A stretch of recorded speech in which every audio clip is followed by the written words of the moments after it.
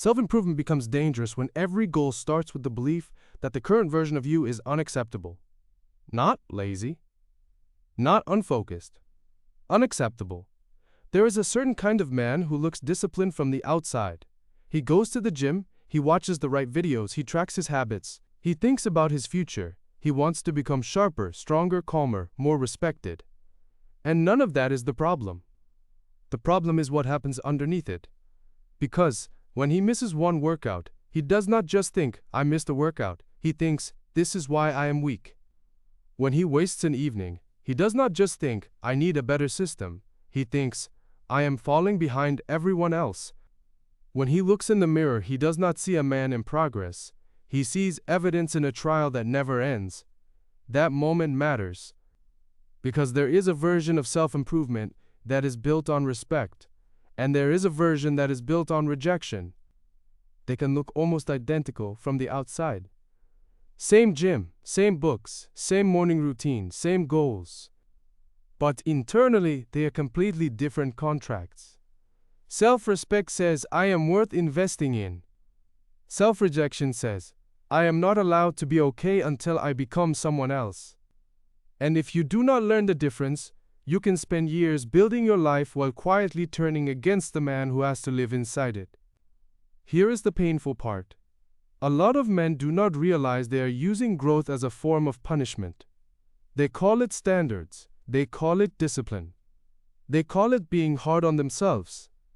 And sometimes, yes, you do need structure. You do need correction. You do need to stop making excuses. But correction and contempt are not the same thing. A coach corrects the behavior so the athlete can improve. A prosecutor uses the behavior as evidence that the person is guilty. And many men have an inner prosecutor, not an inner coach. The prosecutor sounds productive. It says, look at you. You said you would be different. You failed again. You are behind. You are soft. You are not enough yet. It creates urgency because it hurts.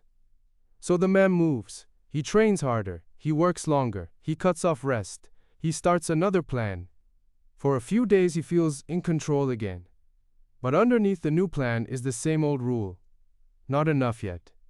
This is why the finish line keeps moving. At first he thinks he will respect himself when he gets in shape. Then he gets in better shape, but now the body is not lean enough, not big enough, not impressive enough.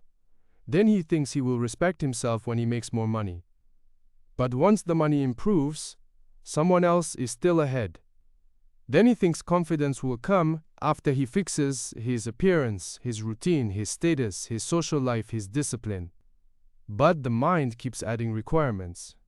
Because the real problem was never only the goal. The real problem was that self-worth became conditional. Psychologically, this is what happens when the gap between who you are and who you think you should be becomes too loaded. Every person has an actual self. The person you are living as right now. Every person also has an ideal self. The person you want to become. And then there is the ought self. The person you feel you should be already. Those images can be useful. They can give you direction. But when the gap between them becomes a weapon, the future self stops being a guide and becomes a judge. You wake up, and before you have even lived the day, you are already being compared to an imagined man who never gets tired, never hesitates, never feels awkward, never wastes time, never needs reassurance, never has a slow month. And of course you lose that comparison. Because you are comparing a real human life to a polished internal fantasy. This is also why self-improvement content can affect you in two opposite ways. Sometimes it gives you language, direction, and energy. Other times it makes your actual life feel smaller.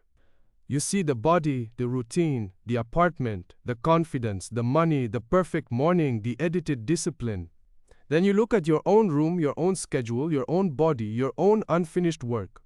And something inside you says, I am not there yet, so I am not okay yet. That is the trap. The goal becomes proof that the current self is unacceptable. And once that happens, even progress does not feel like progress. It feels like temporary relief from self-attack. You do the workout, and for a few hours you are allowed to breathe. You have a productive day, and for one evening you are not guilty. You get attention, approval, a good number, a small win, and for a moment the inner pressure goes quiet. But it comes back. Because relief is not the same as respect. A man can be productive and still not be stable.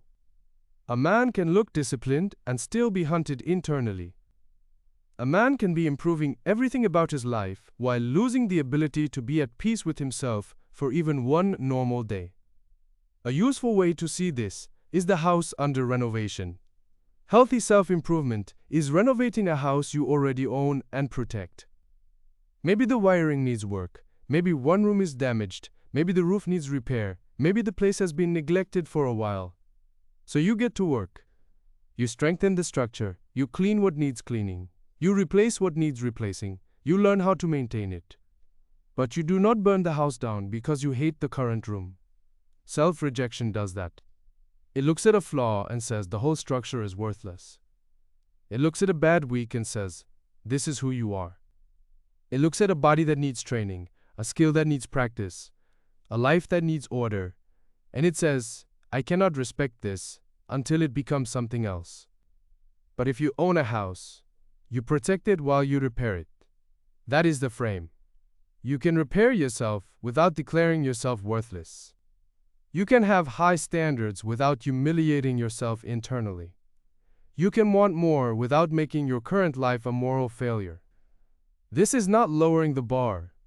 This is changing the ground you stand on while you reach for it. Because shame can push action, but it often damages recovery. If every mistake becomes a verdict, then every mistake becomes harder to face.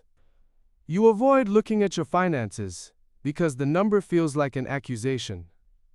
You avoid starting the project because the first bad attempt will feel like proof that you are not talented.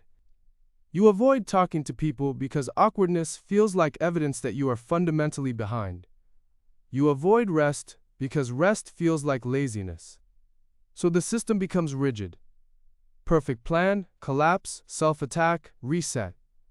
Perfect plan, collapse, self-attack, reset. Every Sunday night you design the new version of yourself.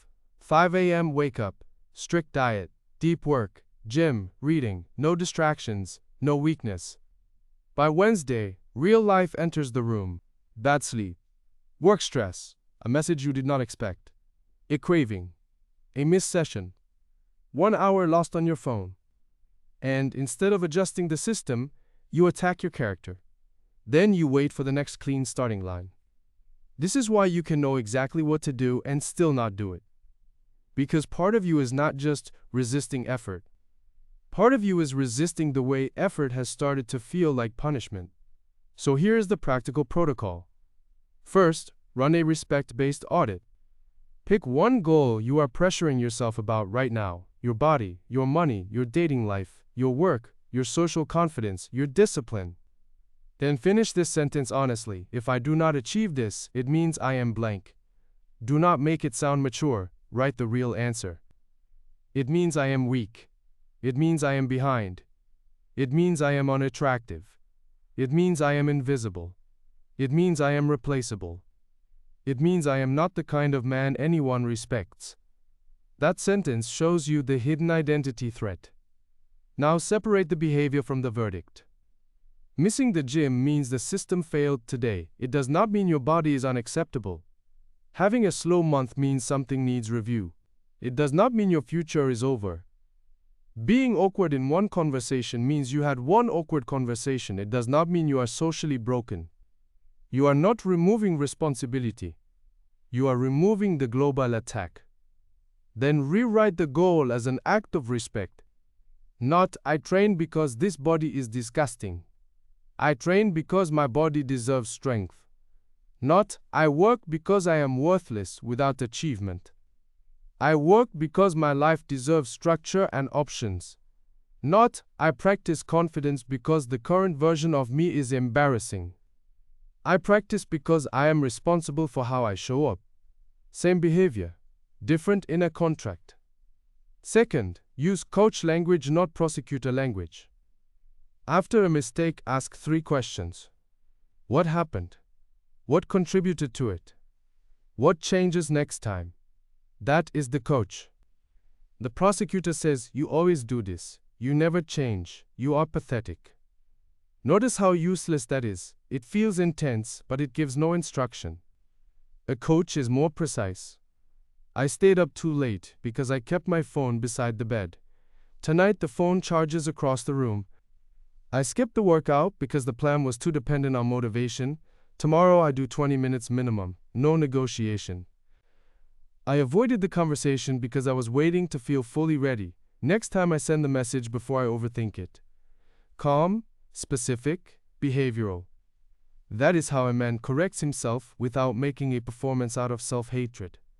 Third, make a current self-agreement.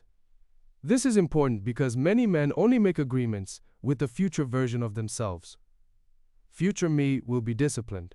Future me will be confident. Future me will be respected. Future me will finally live properly. But the current self is the one who has to carry the day. So ask, what is the current version of me responsible for protecting? Maybe it is sleep. Maybe it is attention. Maybe it is the body. Maybe it is honesty. Maybe it is one friendship you have been neglecting. Maybe it is your room, your money, your word, your nervous system, your ability to sit quietly without reaching for another hit of comparison. Choose 3. Then set a minimum standard for bad days. Not the fantasy day, the bad day. 10-minute walk, one honest message, one clean surface, one proper meal, one page. One uncomfortable task started for 5 minutes. This matters because self-respect is not only built on the days when you feel powerful. It is built on the days when you do not abandon yourself completely. Also set a maximum standard for pressure days. This sounds strange, but it matters. No adding 5 new goals when you are emotionally triggered. No watching productivity content after 9 p.m. if it reliably turns into self-attack. No redesigning your entire life every time you feel behind. Pressure is not always wisdom. Sometimes pressure just wants a dramatic plan so it can feel in control again. Keep the plan boring enough to repeat. At night, ask one question. Did I treat myself like someone I am responsible for, or someone I am trying to punish? That question will tell you more than most motivational speeches. Because the goal is not to become soft. The goal is to become steady. A steady man can look at his failures without collapsing into identity shame. He can hold standards without making his worth unstable. He can improve his body without hating his body. He can build his life without treating the current version of himself like an enemy that has to be defeated. And he can enter life before he feels completely finished. That may be the part some men need most. You do not need to wait until you are perfectly confident to have the conversation. You do not need to wait until you are fully optimized to apply, create, speak, date, lead, or be seen. Some confidence is not built before life. It is built by entering life with respect for yourself while you are still unfinished. The future self should be a direction, not a courtroom. The standard should be a tool, not a threat. The habit should be an investment, not a punishment. Keep the standards. Drop the contempt. You can grow without making the current version of you the enemy. That is the inner frame.